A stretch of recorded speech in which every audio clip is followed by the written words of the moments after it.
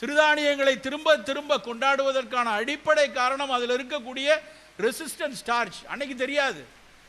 சிறுதானியம் முதல்ல நாங்கள் பேசும்போது சிறுதானியத்தை பற்றி பேசினா அதுவும் ஸ்டார்ச் தானே, ஏன் அதை போய் சொல்லிகிட்டே இருக்கீங்க, திணையில் ஸ்டார்ச் இல்லையா, வரகுல ஸ்டார்ச் இல்லையா, ராகியில் ஸ்டார்ச் இல்லையாமாங்க. ஸ்டார்ச் இருக்குது, ஆனால் அது சாதாரண ஸ்டார்ச் இல்லை, டக்குன்னு டீக்ரேட் ஆகி சர்க்கரையை கூட்டக்கூடிய ஸ்டார்ச் இல்லை. அதில் இருக்குது ரெசிஸ்டன்ட் ஸ்டார்ச். அது மெல்ல மெல்ல தான் ஜீரணிக்கும். அதனால தான் ராத்திரியில் சாப்பிட மாட்டாங்க, ரொம்ப நிறைய சாப்பிட முடியாது, குறைவாக. அரிசியை வெள்ளை அரிசி சாப்பிட்ற மாதிரி வரகரிசி சோறு சாப்பிட முடியாது, குறைவாகத்தான் சாப்பிட முடியும். அதுக்கு காரணம் அது லேஸில் பிரேக் ஆகாது. லேஸில் பிரேக் ஆகலை அப்படின்னாலே அது சர்க்கரை வியாதிக்கு நல்லது.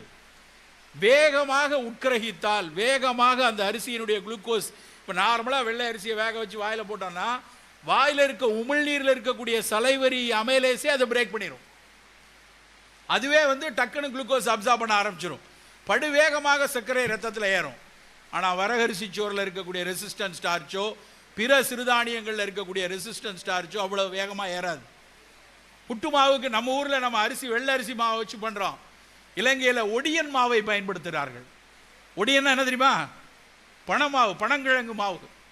பனங்கிழங்கின் மாவை பனங்கிழங்கை பற்றி அந்த பாடல் வந்துருச்சு ஒரு புறநானூரில். அதில் நாராய் நாராயின்னு ஒரு பாட்டு இருக்குது.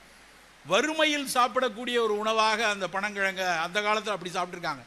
இன்றைக்கு ஒடியனை உற்று பார்க்கக்கூடிய மருத்துவ உலகம் இருக்கிறதுலே அதிக ரெசிஸ்டன்ட் ஸ்டார்ச் அதில் தான் இருக்குது அப்படின்னு கண்டுபிடிச்சிருக்காங்க. நீங்கள்லாம் 2 நாளைக்கு முன்னாடி தொலைக்காட்சியில், நிறைய தொலைக்காட்சியில் வந்தது, மத்திய அரசாங்கத்தினுடைய ஒரு நேஷனல் இன்ஸ்டியூட் ஆஃப் டிரான்ஸ்டிசிப்ளினரி ரிசர்ச்னு திருவனந்தபுரத்தில் இருக்குது.